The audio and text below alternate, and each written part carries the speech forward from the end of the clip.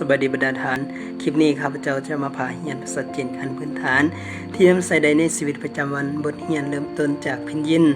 คำศัพท์และประโยครวมทั้งหมดมี13บทเป็นแนวใดนั้นเชิญบรรดาทานติดตามไปพร้อมกันเลยฉะนั้นเราจะมาเริ่มต้นจากพินยินเป็นวิธีการออกเสียงของตัวอักษรภาษาจีนแบ่งออกเป็น3ภาคนี่คือ1ภาคส่วนของ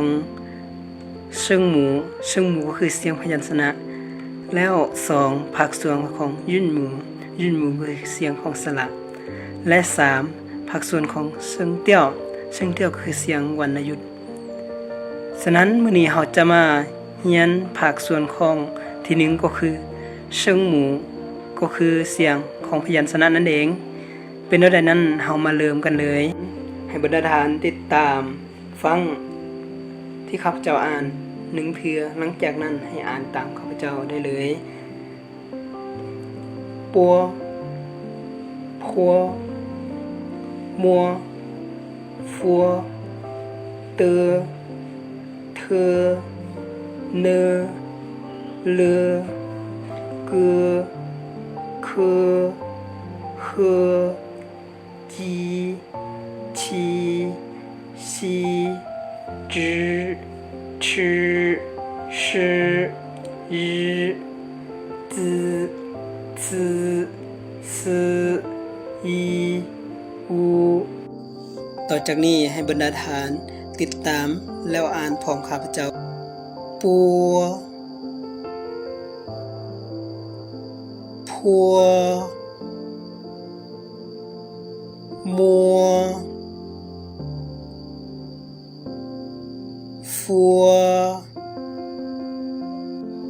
เตอ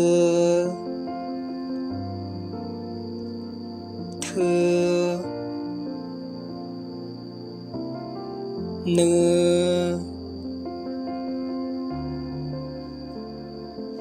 เลอเกอเคเฮจี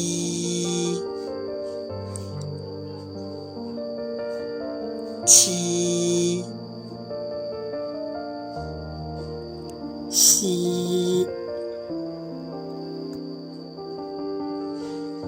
จื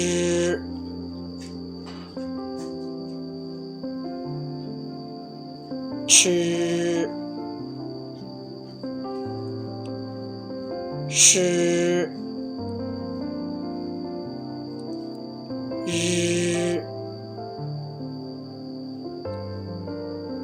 子次四一